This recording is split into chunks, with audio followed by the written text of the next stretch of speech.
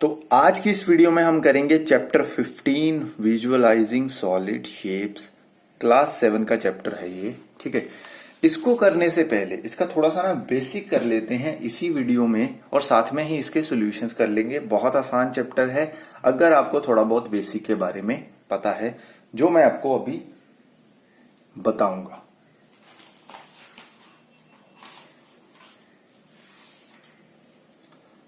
तो देखो, इसमें हमारे पास दो टाइप्स की फिगर्स आती हैं। ज्यादा इंपॉर्टेंट चीज नहीं है ये जो मैं बताने जा रहा हूं, बट फिर भी कई बार एग्जामिनर का अगर दिमाग में आए तो चलिए यार ये वाला क्वेश्चन डाल के देखते हैं बच्चों को आता है या नहीं आता। देखो, हमारे पास दो टाइप की शेप्स होती हैं। एक होती हैं प्लेन फिगर्स,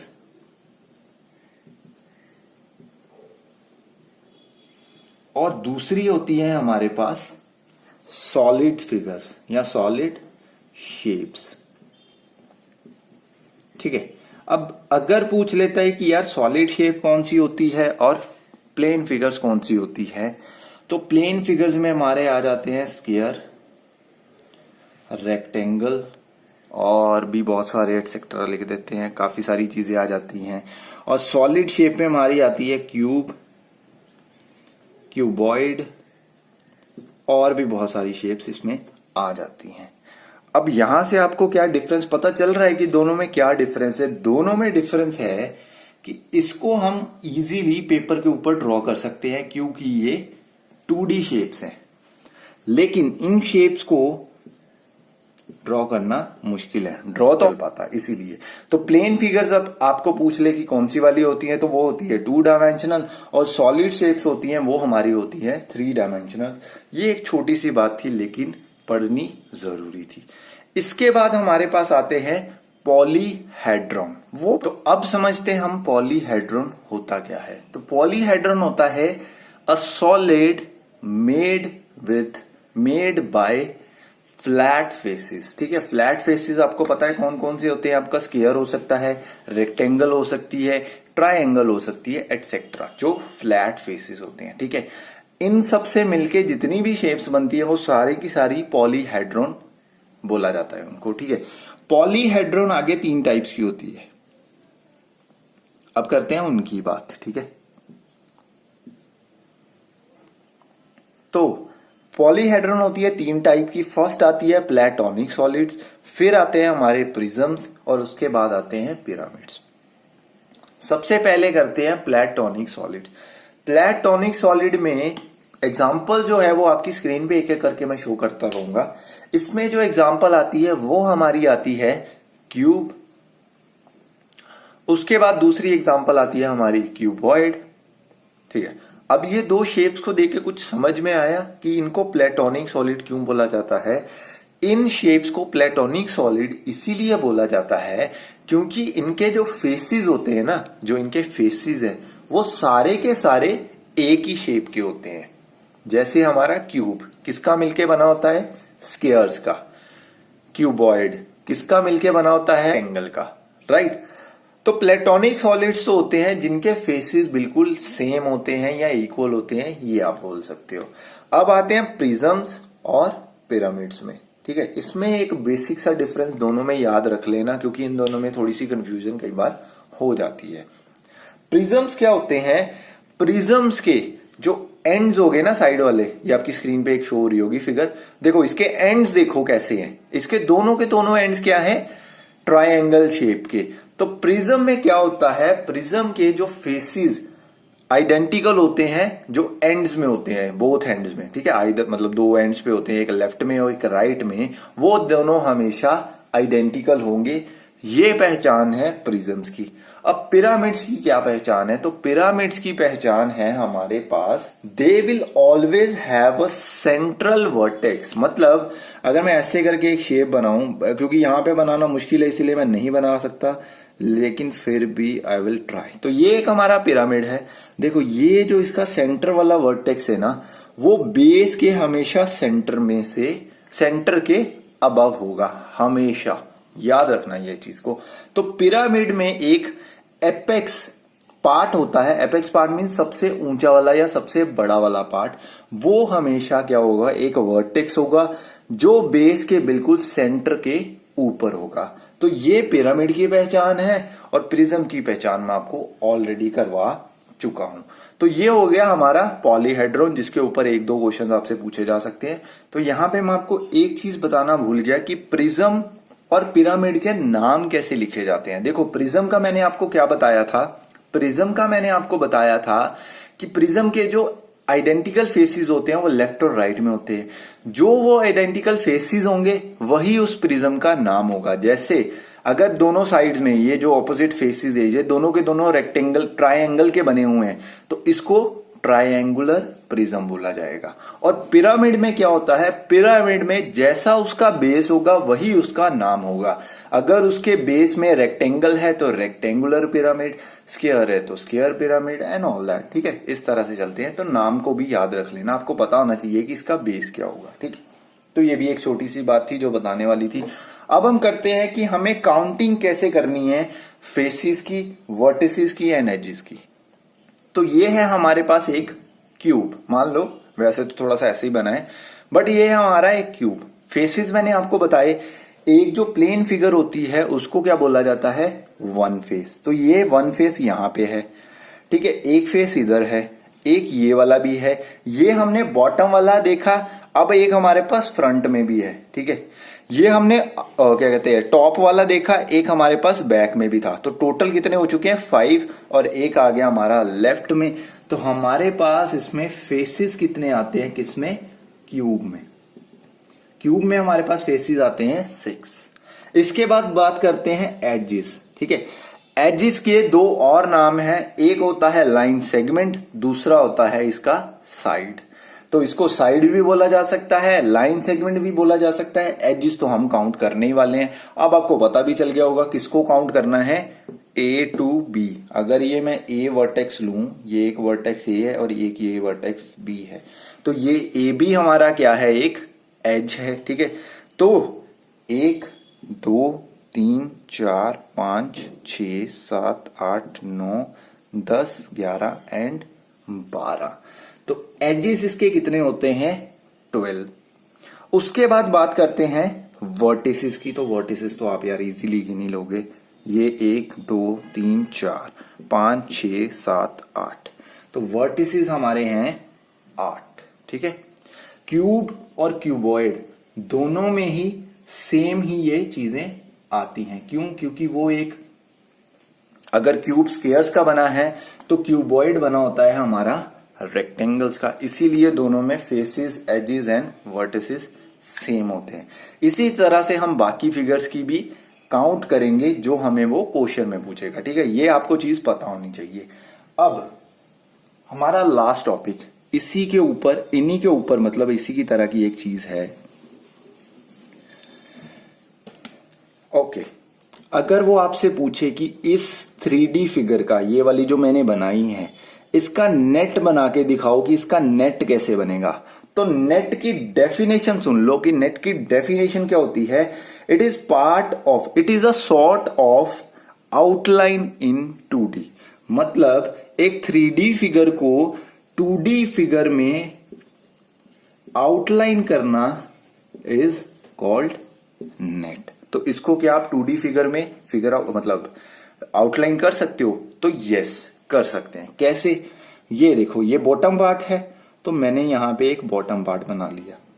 उसके बाद जब मैं इधर से इसको ओपन करूंगा तो ये जो था फ्रंट पार्ट था ना, तो फ्रंट पार्ट इधर की साइड में आएगा और जो बैक पार्ट था वो उधर की साइड में जाएगा। एक आएगा लेफ्ट साइड में, एक आएगा राइट साइड में। और जो हमारा टॉप पार्ट था वो या तो आप लेफ्ट के साथ ले जाओ या राइट के साथ उधर की साइड में ले जाओ, वो आपकी मर्जी है, जैसे मर्जी कर लो। ठीक है, तो देखो, अगर ये बॉटम पार्ट है, यहां पे अगर मैं इसका लेफ्ट साइड बनाऊं, यहां पे इसकी राइट साइड बनाऊं, ठीक है, तो इधर की साइड में इसका क्या आएगा, बैक पार्ट, इधर की साइड में क्या आएगा, फ्रंट पार्ट। अब जो टॉप होता है ना, वो या तो इसके साथ चला जाएगा बैक के साथ, या फिर फ्रंट के साथ चला जाएगा, वो आपकी मर्जी। अगर आप इस तरह से खोल रहे हो, अगर इस तरह से खोल रहे हो तो फ्रंट के साथ आ जाएगा, अगर इस तरह से इसको ओपन कर रहे हो तो बैक के साथ चला जाएगा, वो आपकी मर्जी है, जिधर मर्जी आप इसको लगा सकते हो। आपकी ये नेट तैयार हो गया। ठीक है, 2D शेप में। अगर आप इसको इकट्ठा करना शुरू करोगे तो आपको क्या मिलेगा, एक क्यूब मिलेगा। तो नेट जब भी आपको गिवन होगा उसको आपने बंद करके देख लेना है दिमाग में ही, क्या वो आपको वो वाली फिगर दे रहा है या नहीं दे रहा है। अगर नहीं दे रहा है तो वो उसका नेट नहीं है, अगर दे रहा है तो वो उसका नेट है। ओके, तो चलिए फिर क्वेश्चन शुरू करते हैं। अब हम फर्स्ट क्वेश्चन हमारा आता है the net shown here forms a, ठीक है, जो नेट यहां पे शो किया गया है वो क्या फॉर्म बना करता है। देखो अगर मैं इसका ये वाला एज उठाऊं और इधर से ये वाला एज उठाऊं, ये वाला एज उठाऊं, तो ये तीनों क्या हो जाएंगे, मिल जाएंगे और कुछ इस तरह की शेप बन जाएगी। कुछ इस तरह की शेप 3D शेप में इसको इमेजिन करो कि ये ऊपर को है, ठीक है। इधर से भी एक रेक्टेंगल है, इधर से भी एक रेक्टेंगल है, इधर से भी इधर से भी एक ट्रायंगल है, इधर से भी एक ट्रायंगल, इधर से भी ट्रायंगल और बेस भी इसका ट्रायंगुलर है।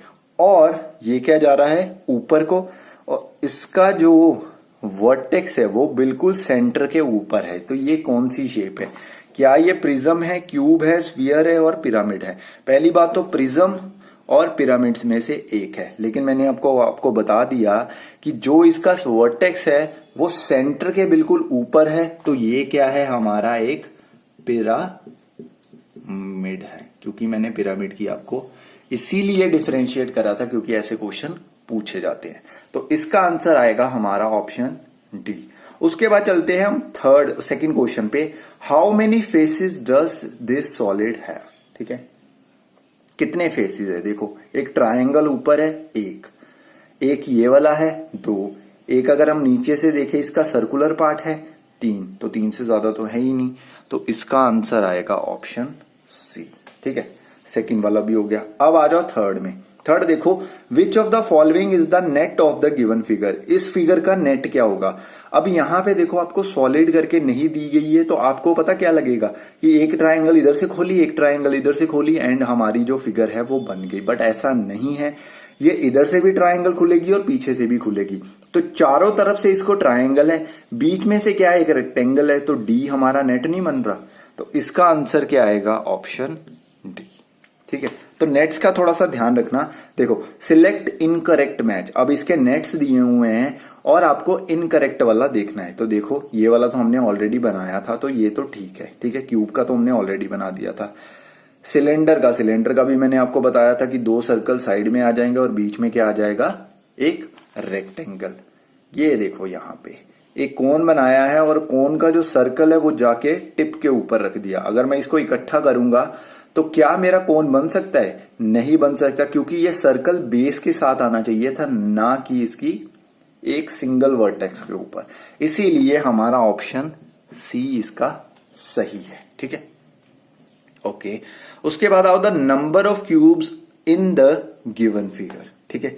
नंबर ऑफ क्यूब्स कितने हैं इस फिगर में। देखो यहां पे देखो एक के नीचे एक है, तो पहले ये वाले गिन लेते हैं। तो 1 2 3 4 5 6 7 8 9, तो 9 ऊपर है, 9 ही नीचे होंगे, टोटल हो गए 18, 19 20 21 22 3 4 5 6 7 8, तो 28 इसका आंसर है, सी ऑप्शन। That's it. आपको ऊपर नीचे देखने हैं कितने हैं, उस हिसाब से उसको काउंट कर दोगे तो आपका आंसर मिल जाए आपको। देखो the line segment of a solid shape are called its, line segment को क्या बोला जाता है, मैंने आपको बताया था, या तो साइड बोला जाता है या एजेस। ढूंढ लो यहाँ पे क्या दिया हुआ है, एजेस दिए हुए हैं ऑप्शन ए और सी में। नेक्स्ट देखो, the corners of a solid shape are called its, corners को क्या बोला जाता है, वर्टिसेस बोला जाता है, इसीलिए इसका भी आंसर क्या है, ऑप्शन सी। नेक्स्ट आ जाओ, the given figure X is turned to a different position, ये जो फिगर गिवन है आपको इसको टर्न करा गया है। अब इसको दिमाग में अच्छे से बिठा लो, 2 क्यूब्स ऐसे दिए हुए हैं, एक क्यूब के ऊपर एक दिया हुआ है और एक और सिंगल साथ में दिया हुआ है। तो ये वाली फिगर को अगर हम टर्न करें डिफरेंट पोजीशन में, तो कौन सा वाला इनकरेक्ट होगा वो हमें ढूंढना है, या करेक्ट वाला नहीं, इनकरेक्ट ही ढूंढना है। ये देखो 2 ऐसे दिए, एक के ऊपर एक और एक सिंगल, ठीक है। यहां पे देखो जो 2 थे वो एंड में दिए हुए हैं, तो यहां पे तो वो एकदम से सेंटर में कैसे आ गए, ठीक है। तो ये वाली चीज गलत है, बी ऑप्शन इसका राइट है, ठीक है। बाकी सब में देख लो, ये देखो 2 क्यूब्स दिए है, एक के ऊपर एक है, यहाँ पे देखो एक के ऊपर एक तो है, ये साथ में एक और दे दिया, तो ये गलत ही है ना फिगर, उसकी पोजीशन नहीं दिखा रही है, क्योंकि उसको डिफरेंट डिफरेंट पोजीशन में करेंगे भी तो ये कभी भी नहीं बन पाएगी। विच of the following not the net of given solid, इस सॉलिड का नेट नहीं है, ठीक है। अब देखो ध्यान से, आपको नेट से ये वाली फिगर बनाने की कोशिश करनी है, क्या आपकी ये वाली फिगर बनती है? अगर आपकी ये वाली फिगर बनती है तो ये आपके नेट्स हैं, अगर नहीं बनती है तो नेट्स नहीं है। मैं आपको बता देता हूं इसका आंसर क्या आएगा, इसका आएगा आंसर ऑप्शन डी। बाकी आप खुद से जाके चेक कर लेना, आपको पता चल जाएगा। ये तो आपको साफ साफ दिख रहा होगा कि ये तो इसका नेट है। ये वाला अपने दिमाग में जब आप इसको बनाने की कोशिश करोगे, ये इधर से उठेगा और ये जब इधर से उठेगा तो ये दोनों इसके पार्ट्स इसके ऊपर आ जाएंगे, इस चीज के, तो इस चीज के ऊपर आएंगे तो यही फिगर बनेगी, इससे भी आपकी यही वाली सेम फिगर बनेगी, डॉट वाली, ठीक है। तो आपका ऑप्शन डी इसका आंसर है। ओके, तो अब आओ next question, which of the following figures is top view of the given figure. अब यार टॉप व्यू पता कैसे पता चलेगा आपको? देखो, अगर आप अपने घर के ऊपर जाओ, ठीक है, और घर को बिल्कुल मतलब मान लो हेलीकॉप्टर के ऊपर बैठे हो और उधर से आप देखोगे तो आपका घर क्या आपको 3D शेप में दिखेगा? नहीं, आपको एक प्लेन फिगर में दिखेगा। तो प्लेन फिगर में आपका घर कैसा दिखेगा? बिल्कुल एक रेक्टेंगल की तरह। अगर बिल्कुल सेम दोनों साइड से है, उसकी लंबाई और चौड़ाई दोनों बिल्कुल सेम है, लेंथ और ब्रेड्थ, तो आपको स्क्वायर की शेप में दिख जाएगा। बस यही डिफरेंस आएगा, या स्क्वायर या रेक्टेंगुलर में घर ऐसा ही दिखेगा। लेकिन अगर उसके ऊपर डिफरेंट डिफरेंट शेप्स बनी हुई हैं मान लो, तो वो डिफरेंट डिफरेंट शेप्स आपको डिफरेंट डिफरेंट चीजों से ही बताएगा, दिखेंगी, है ना, बिल्कुल अलग अलग वो चीजें भी दिखेंगी। तो ऐसा होता है हमारा टॉप व्यू। अगर आप फ्रंट से देखोगे, फ्रंट से भी आपको बिल्कुल क्या दिखेगा, अगर आपका स्क्वायर या रेक्टेंगुलर शेप में। अगर आप इसको बैक से देखोगे या साइड से देखोगे तो साइड से भी आपको बिल्कुल घर वैसा ही दिखेगा जैसा दिखता है। अब वो कह रहा है कि अगर इस फिगर को, ये वाली जो फिगर है, इसको हम टॉप से देखेंगे तो हमें कैसी दिखेगी। देखो ये बिल्कुल फ्लैट हो जाएगी एक तरह की। अगर ये बिल्कुल फ्लैट हो जाती है तो ध्यान से देखो कि यहां पे बिल्कुल साइडों में तो हमें क्या दिखेगा, क्यूब्स छोटे छोटे दिखेंगे, लेकिन सेंटर बिल्कुल खाली है। यहां पे देखो एक क्यूब इधर दिया है, एक क्यूब इधर दिया हुआ है, और बीच में ये वाले क्यूब्स खाली हैं। कितने हैं? 1 और 2। ध्यान से देखो, यहां पे देखो, इस क्यूब के आगे खाली है। कितने खाली है वो हमें ये बता रहा है, 1 और 2 खाली है, ठीक है। तो 2 खाली है, दैट मीन्स साइड साइड में तो फिल्ड है, बीच में से 2 खाली है। देखो, तो हमारा ऑप्शन डी राइट है। ये आपको अपने आप ही आना चाहिए, पता चल जाएगा आपको। जब आप टॉप से देखोगे तो आपको इधर से काउंट करने हैं कितने इसके बीच में होल आएंगे, कितना खाली आएगा, और फिर इधर से काउंट करने हैं तो आपको टोटल पता चल जाएगा कि आपको 4 की जगह चाहिए, तो 1 2 3 4, ठीक है। उसके बाद आओ इधर, ये है हमारी आइसोमेट्रिक शीट्स, इसके ऊपर बना हुआ है ये सॉलिड। अब आइसोमेट्रिक शीट्स का यहाँ पे तो आपको नहीं सही से दिख रही होगी फिगर, क्योंकि थोड़ा सा ब्लैक ब्लैक दिख रहा है, लेकिन मेरे को प्रॉपर शेप दिख रही है। तो प्रॉपर शेप में उसने क्या दिखाया हुआ है, 1 2 3 1 2 3 1 2 3 ऐसे करके डॉट्स बनाए हुए हैं, और इसके ऊपर उसने ऐसे करके फिगर बना दी हुई है, ठीक है। फिर उसने क्या करा कि बीच में से क्या करा, इनको काटा, तो उसने कितने डॉट्स उसमें से गायब करे, वही आपका बताएगा आपको कि उसमें से कितने क्यूब गायब हुए उसमें से, ठीक है। यहां पे इसने क्या करा है, एक ये वाला क्यूब उड़ा दिया, एक ये वाला, और एक ये वाला, और एक ये वाला भी। तो 4 क्यूब उसने टोटल उड़ाए हैं। आपको यहाँ पे फिगर नहीं दिख रही होगी, आप इसकी प्रैक्टिस अपनी किसमें से कर सकते हो, एनसीईआरटी की बुक में से आराम से कर सकते हो। तो इसको जाके आप एनसीईआरटी की बुक में से करना। देखो यहाँ पे अगर नहीं देख सकते मेरे हिसाब से, हाँ अब दिख रहा होगा आपको, देखो ध्यान से, ये एक डॉट है, ये एक डॉट है, और एक ये डॉट है। ऐसे ही डॉट बिल्कुल सिमिलर ऐसे दिए हुए हैं, ऐसे दिए हुए हैं। अब यहाँ पे देखो, ये देखो ऊपर एक डॉट है, इधर एक बीच में है, और एक इधर है। तो एक डॉट से दूसरे डॉट तक एक हमारा क्यूब बनता है। यहां पे हमें 3 डॉट्स दिए हुए हैं, 1 2 3, यहां से लेके यहां तक एक क्यूब, यहां से लेके तक एक क्यूब, नीचे भी ऐसे ही करके 1 2। तो टोटल क्यूब्स कितने हो गए, 1 2 3 4। तो 4 क्यूब्स उसने वहां से हटा लिए हैं, और यही उसने पूछा है, the solid on the left is obtained on the right how many units cubes were removed, कितने रिमूव हुए हैं? 4 रिमूव हुए हैं। तो इसका आंसर आएगा ऑप्शन बी, जो कि आंसर 4 है। बाकी आप आइसोमेट्रिक के बारे में उसमें से पढ़ेंगे, थोड़ी बहुत फिगर्स को सॉल्व करेंगे, आपको अपने आप समझ आ जाएगी। ठीक है। Which of the following figure has 12 edges, इसमें से किसके 12 एजेस हैं? ये काम है आपका मुझे बताना, क्योंकि मैंने एजेस भी बता दिया आपको, फेसेस भी बता दिया और वर्टिसेस भी कैसे काउंट करने हैं बता दिए। तो इनमें से कौन सी फिगर है जिसके 12 एजेस होंगे, ये आपको मुझे बताना है कमेंट सेक्शन में। ओके, नेक्स्ट आ जाओ। देखो, विच of the following solid has greatest number of faces, जिसमें ज्यादा वर्टिसेस होंगे उसमें ज्यादा ही फेसेस भी होंगे। तो यहां पे आपको दिख रहा होगा किसमें वर्टिसेस सबसे ज्यादा है। देखो 1 2 3, इसमें वर्टिसेस ज्यादा है, इससे भी ज्यादा है, इससे भी ज्यादा और इससे भी ज्यादा है, इसीलिए हमारा ऑप्शन ए आंसर आ जाएगा। जितने वर्टिसेस ज्यादा होंगे उतने ही ज्यादा उसमें फिगर्स भी होंगे। ठीक है, फेसेस होंगे, सॉरी। ठीक है, तो इसका आंसर आ गया ऑप्शन ए।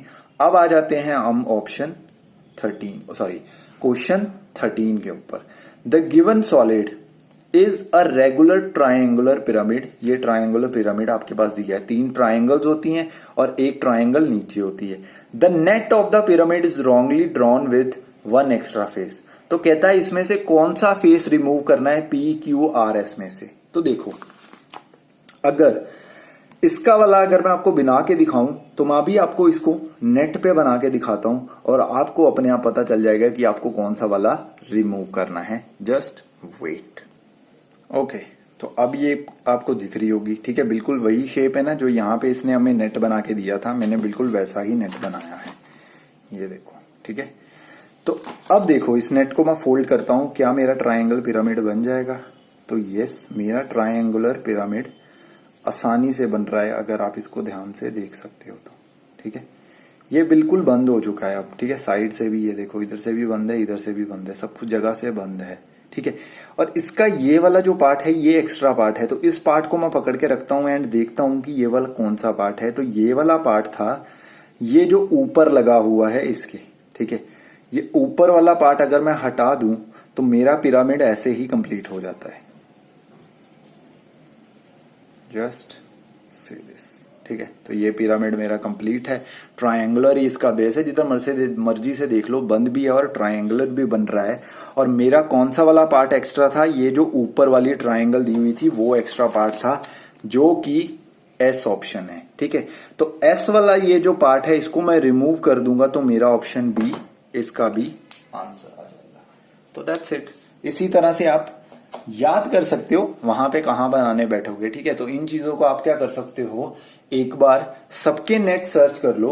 ठीक है, कि किसका नेट किस तरह से बन सकता है। अब इस फिगर का सिर्फ नेट इसी तरह से नहीं बनेगा, एक और तरीका है, इस तरह से भी बन सकता है, आपकी स्क्रीन पे अभी शो हो रहा होगा। ठीक है, तो 2 तरह से बन सकता है। तो इसके हर एक फिगर के जितनी भी आपको लगता है आपको फिगर्स आनी है इसमें, जैसे पिरामिड सारे के सारे आने हैं, प्रिज्म सारे के सारे आने हैं। ठीक है, प्लस आपको आना है जो प्लेटोनिक सॉलिड्स करवाए हैं वो आने हैं। उन सबके नेट्स कितने मतलब कैसे बनते हैं और किस तरह तरह से बन सकते हैं, वो सब आपको सर्च करने पड़ेंगे एंड उनको समझना पड़ेगा, ताकि आपको पेपर में खुद ये बनाने वाले दिक्कतों में ना पड़ना पड़े और सीधा सीधा आपका आंसर बने। देखो, the net of a die is shown. ठीक है, which of the following dice can be formed using the given net.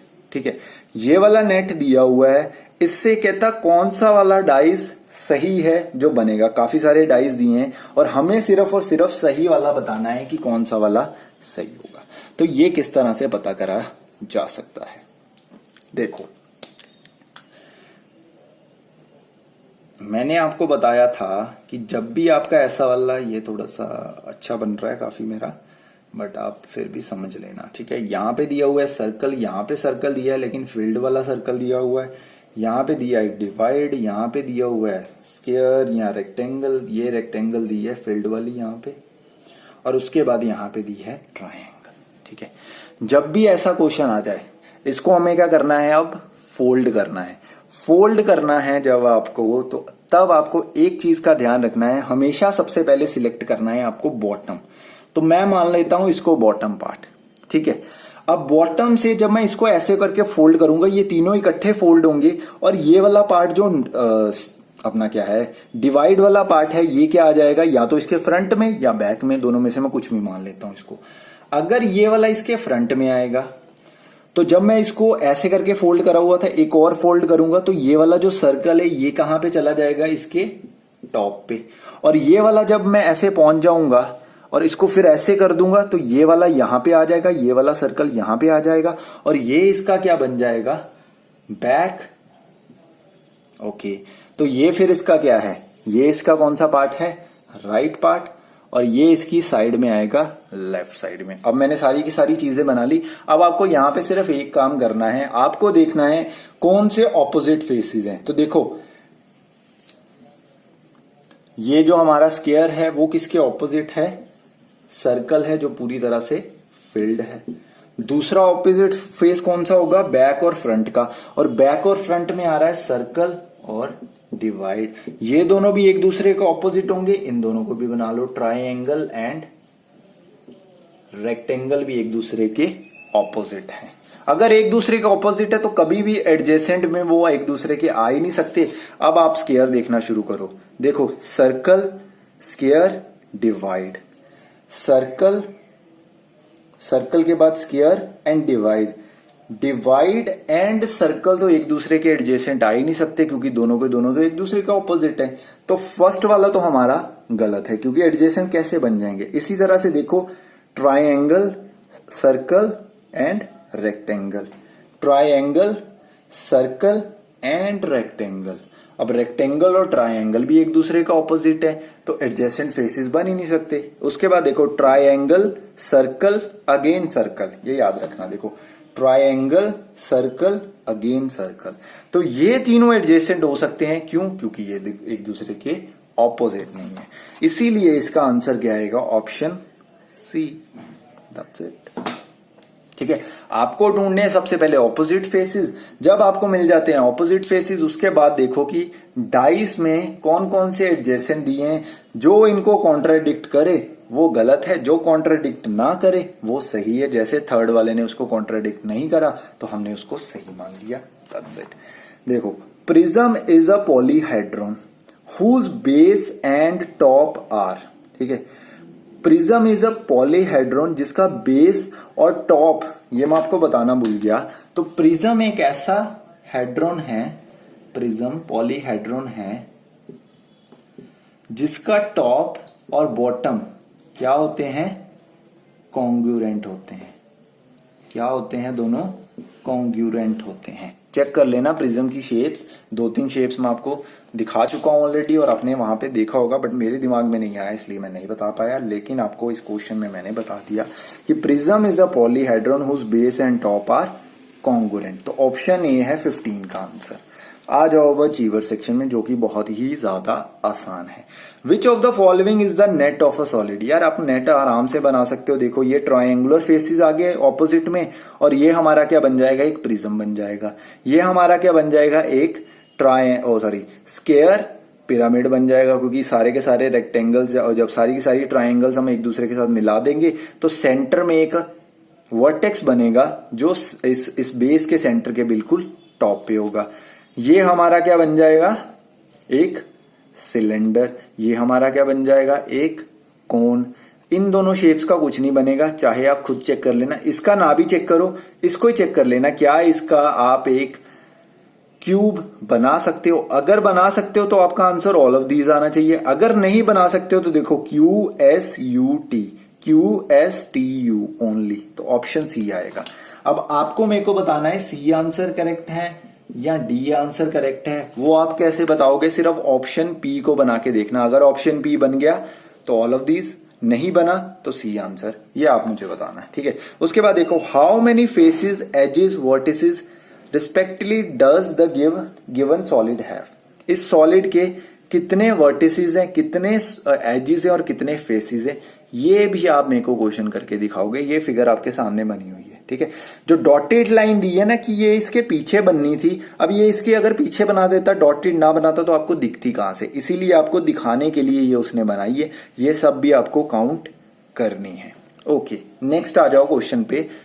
18th, if the two unit cubes marked x are removed from the given solid, दो unit cube मतलब दो cubes remove करे हैं उसने, marked क्या करा हुआ है उनको x, which solid will be obtained, क्या सॉलिड हमें मिलेगा। देखो एक x यहां पे है, एक x यहां पे है, तो दो इधर की साइड में छोड़े, दो इधर की साइड में छोड़े, बीच वाले में से निकाल लिए। तो चेक कर लो कहां पे निकाल रहे हैं, ये देखो यहां से बीच वाले में दो से निकाल लिया और साइड में और इधर में दो गिवन है ऑलरेडी। तो ऑप्शन डी क्या है हमारा, ऑप्शन डी करेक्ट है। ठीक है, तो 18th का आ जाता है ऑप्शन डी। उसके बाद आओ 19th क्वेश्चन पे, select the incorrect match. Cube कितने फेसेस होते हैं, कितना क्या कुछ होता है, ये तो मैं ऑलरेडी करा चुका हूं, तो ऑप्शन ए तो इनकरेक्ट होगा नहीं, बी सी डी इन तीनों में से आपको मुझे बताने हैं।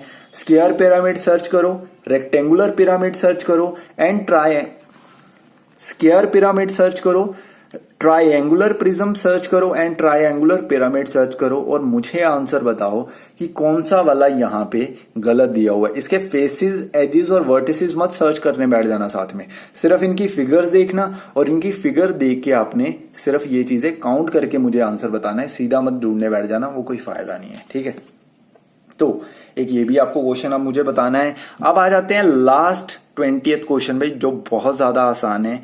उसने बोला है the given figure shows a solid formed using two puzzle pieces. ये वाला है, दो पजल के पीसेस यूज करके बनाया गया है। ठीक है, which of the following are two puzzle pieces. कहता कौन से दो पजल पीसेस होंगे, ये वाला पजल पीस तो है ही है क्योंकि ये देखो यहाँ पे चाहिए। उसके बाद ये बिल्कुल एल शेप का नहीं है, तो एल शेप का आपका कहां पे है, ये वाला। ठीक है, तो ये वाला एक आ जाएगा और ये मतलब Q एंड R, जो कि ऑप्शन बी में दिया हुआ है, तो इसका ऑप्शन बी आंसर है। That's it. तो ये चैप्टर बहुत ज्यादा आसान था। आई नो थोड़ी सी मैंने स्पीड से करवाया है, नहीं वैसे स्पीड से तो नहीं करवाया, काफी टाइम लग गया, आधे घंटे की ऑलमोस्ट वीडियो बन गई, आधे घंटे से ज्यादा की बन गई है, बट फिर भी आई नो थोड़ा सा स्पीड से गया हूं क्योंकि ये क्वेश्चन मतलब इसका एक आधा क्वेश्चन आपको पेपर में देखने को मिलेगा, उससे ज्यादा नहीं आएंगे, तो ज्यादा इंपॉर्टेंट तो नहीं है लेकिन फिर भी फ्री के मार्क्स हैं क्योंकि बहुत ज्यादा आसान है। छोटी छोटी सी चीजें हैं जो मैंने आपको स्टार्टिंग में ही समझा दी थी, उसी के बेस के ऊपर आपको क्वेश्चन आएंगे। Prism, Pentonic solids and pyramids, इसकी जितनी भी शेप्स है सबकी सब सर्च करो, क्या क्या होती हैं, कैसे बनती है, उन सबको देखो, उन सब के फेसेस वगैरह काउंट करने सीखो एंड आपको अपने आप सारा का सारा ये चैप्टर आ जाएगा क्योंकि उसी के बेस्ड पे ज्यादा था। नेट बनाने सीखो खुद से, जैसे मैंने अभी बैठे बैठे बना दिया था एक नेट। ठीक है, आप भी उसी तरह से बना सकते हो, नेट बनाओ खुद से, उनके आंसर्स फाइंड करो, उन आंसर्स को सीधा याद कर लो क्योंकि वहां पे नेट बनाने का टाइम हमारे पास नहीं होगा। अगर हमारे पास नहीं होगा तो हम नहीं बना पाएंगे। That's it. तो यहां पे ये चैप्टर खत्म होता है। इसके बाद हमारा एक चैप्टर रह गया है सिमेट्री, जो इससे भी ज्यादा आसान है, उसको करेंगे, देन हमारा पूरा का पूरा इसका सिलेबस खत्म हो जाएगा। रह जाएगा हमारी लॉजिकल रीजनिंग। लॉजिकल रीजनिंग हम थोड़े दिनों बाद शुरू करेंगे क्योंकि अभी हम फिर फोकस करेंगे सिर्फ और सिर्फ क्लास 8th के सिलेबस पे। तब तक आप इनकी अच्छे से प्रैक्टिस करो, इनके ज्यादा से ज्यादा क्वेश्चन ढूंढो, इनके क्वेश्चन ज्यादा से ज्यादा सॉल्व करो एंड हम जो इसकी लाइव स्ट्रीमिंग करते थे इसके क्विज की, वो भी जैसे ही इसका सिलेबस खत्म होगा और थोड़े दिनों बाद वो भी हमारे फिर से स्टार्ट कर देंगे हम। ठीक है, तो चलिए फिर मिलते हैं हम अगली वीडियो में, तब तक के लिए गुड बाय।